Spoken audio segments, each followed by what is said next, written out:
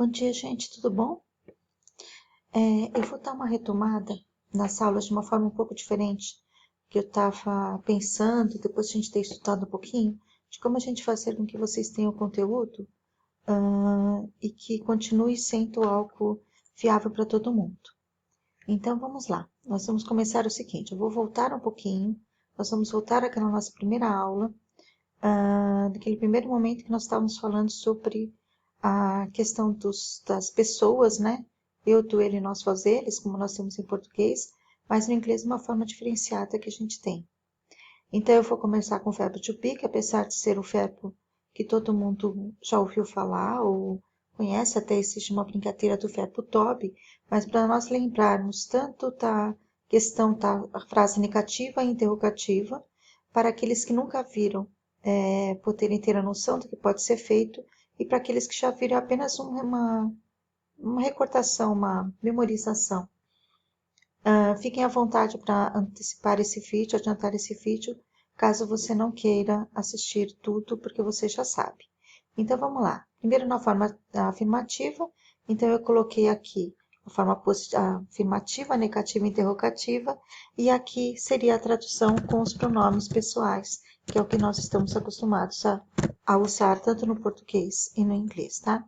Quando a gente vai fazer a forma negativa, é só a gente colocar, a gente vai repetir o "and I" e vai colocar o "not". Existem outras formas de colocar? Sim, quando a gente vai abreviar, que é o "I'm not", ok? You, então você vai colocar "you are not" ou "you aren't". Também é uma forma de abreviação que se usa. E o he, o he, o she, o it, que todo mundo também deve se lembrar, ou quem não sabe, fique sabendo, a terceira pessoa do singular sempre vai ser o is. E na hora que você vai colocar aqui do lado, vai ficar he is not ou he isn't. Essa forma você repete no he, she, it. Eu não vou repetir agora, mas depois vocês vão ter essa folha e vocês podem alterar e fazer da forma como vocês quiserem. E depois você tem o we are not, ou a mesma coisa, we aren't.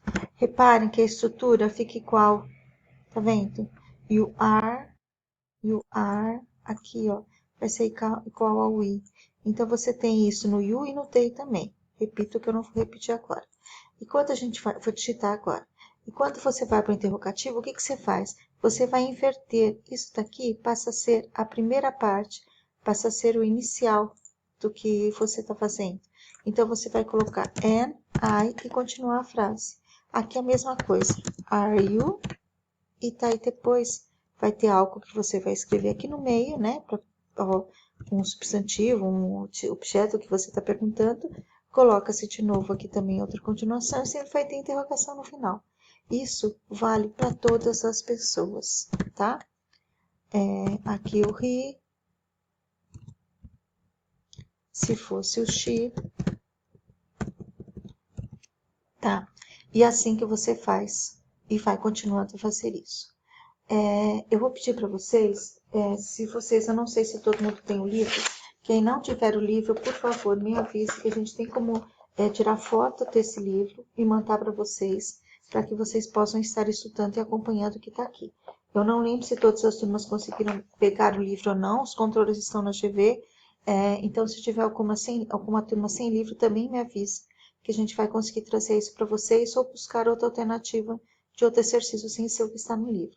Então, aqui eu vou pedir para vocês irem na página 21 do livro, e aqui nós vamos ter um reading, que é um artigo, um texto, que vocês vão ler, e que fala algumas coisas sobre comidas típicas dos jovens, tá? Reparem quando vocês forem ler esse texto, que tem o uso do verbo to be, mas tem os outros verbos também, os verbos regulares. E nesses verbos, vocês vão reparar aonde que está mencionando a forma positiva, negativa e interrogativa. Gostaria que vocês lessem esse texto. É claro que vocês têm dúvida. Vocês podem usar o dicionário de tradução para vocês poderem ver qual é o translator, né? Qual é o significado das palavras. Mas o mais importante tentem ler as frases e verifique que eu quero que vocês façam uma relação dos cognatos. O que são cognatos? Cognatos são palavras que são muito próximas ao que a gente conhece como língua portuguesa. Então, são palavras que você, usando, você fala, nossa, eu tenho certeza que essa palavra significa, sei o significado em inglês, porque eu sei o significado em português. Por exemplo, symbol. O que significa symbol? É o simples em inglês mesmo, tá? Então, simplificando, a gente pode ter alguns exemplos dentro desse texto que você está e que vocês vão ler. Vocês vão ver que tem algumas palavras que vocês só de olharem, vocês já vão saber o que é. Ou porque são muito próximas a nós, ou porque a gente já conhece pelo tempo que a gente conhece, pelas coisas que a gente vê aí fora. Quantas palavras que nós temos usando no nosso dia a dia da língua inglesa a gente nem percebe, né? Nome de restaurante, algum nome de loja, ou simplesmente por encontrar alguma coisa. Quando a gente... a palavra help, todo mundo sabe que é socorro, ou deveriam saber, ou já sabe pelo... Não sabe nem por que a gente sabe, mas a gente fala help em algum momento. Tem por conta da música, mas por conta de outras coisas. Quando a gente fala notebook, o que é um notebook? Todo mundo também já sabe e já conhece. Quando a gente fala mouse, nosso mouse aqui para a gente poder trabalhar com o computador, também é uma forma de a gente ver uma palavra estrangeira que a gente usa no nosso cotidiano. Além disso, outra questão que eu gostaria de ver com vocês é quando a gente faz perguntas, o tipo de pergunta que nós podemos fazer. Então, quando a gente fala what's your name, where are you from, who is he, e as outras, how are you, why to not speak English, when to study, qualquer outros termos que nós temos de questionamentos que são feitos, nós usamos algumas que a gente chama de table question, que são as questões que estão relacionadas com a forma de perguntar em inglês. Então, eu vou colocar aqui essas questões dentro do texto que eu estou mencionando para você nessa frase. Nós não temos perguntas, mas nós temos uma possibilidade de verificar como que pode ser feito. Se vocês olharem na página 20, uma página anterior a essa, eu até vou colocar o outro que eu tinha esquecido, e agora eu estou olhando aqui na página, estou vendo que ele também já se encaixou, which. Tentem ver o que significam, e eu gostaria que vocês colocassem aqui do lado, eu vou criar aqui uma linha, eu gostaria que vocês colocassem aqui o significado, e que vocês fizessem um exemplo pessoal daquilo que vocês pensam e daquilo que vocês acreditam que pode estar certo, tá?